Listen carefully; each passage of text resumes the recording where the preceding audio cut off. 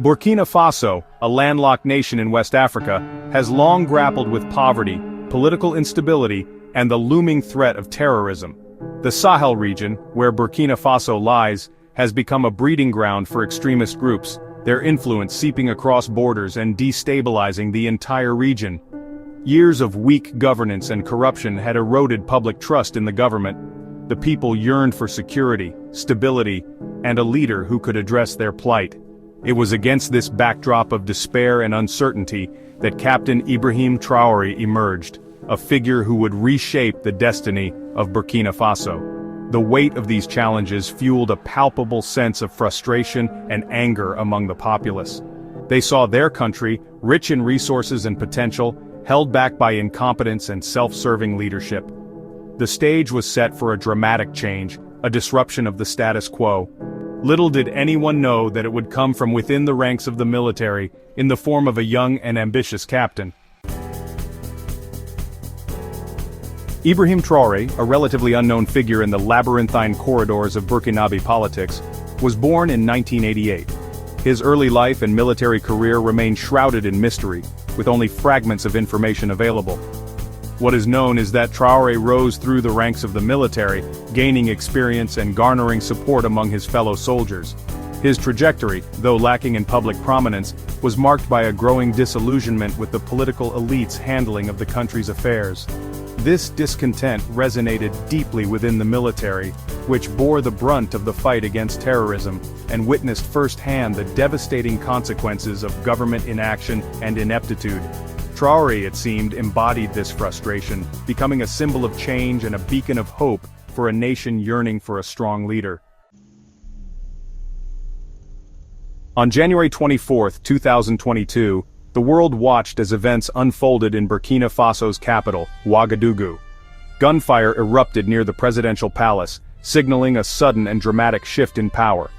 The military, led by Lieutenant Colonel Paul-Henri Damiba, seized control, deposing President Roch-Marc Christian Kabore. The coup, met with mixed reactions from the public, was justified by Damiba as a necessary step to address the escalating security crisis and restore stability. However, Damiba's grip on power proved tenuous. He struggled to quell the insurgency and failed to deliver on his promises of reform. The very issues that fueled the January coup, insecurity, corruption, and a lack of progress, continued to plague the nation. Within the military, a sense of unease grew, a belief that Damiba, despite his initial promises, was not the leader Burkina Faso needed. Among those who held this view was Captain Ibrahim Traore. On September 30, 2022, just 9 months after Damiba's takeover, Burkina Faso experienced another seismic shift in its political landscape. Captain Ibrahim Traore, at the helm of a faction within the military, seized control, ousting Damiba and declaring himself the new leader of the country.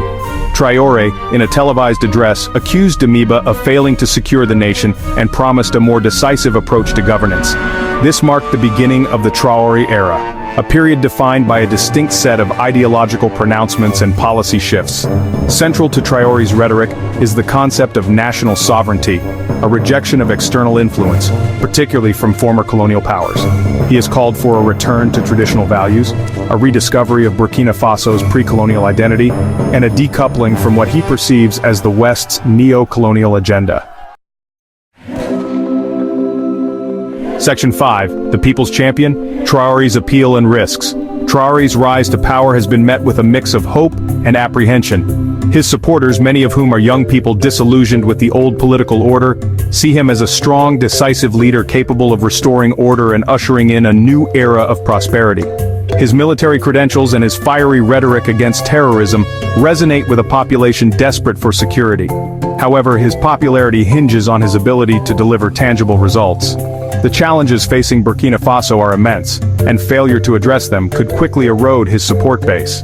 Moreover, his rhetoric, while appealing to some, raises concerns about a potential drift towards authoritarianism.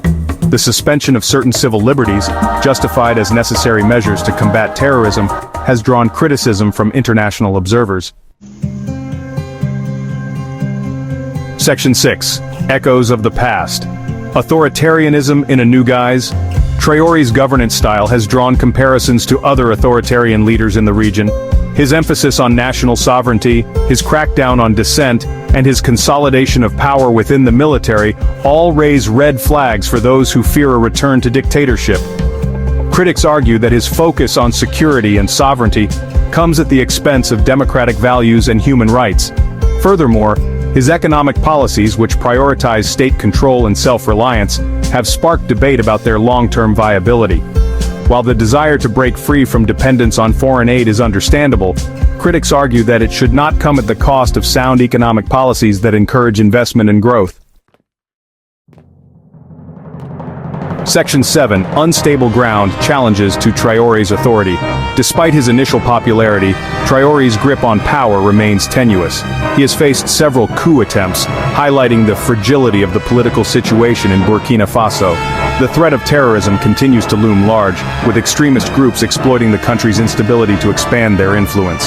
The humanitarian crisis, fueled by conflict and displacement, continues to worsen, placing a further strain on the country's already limited resources.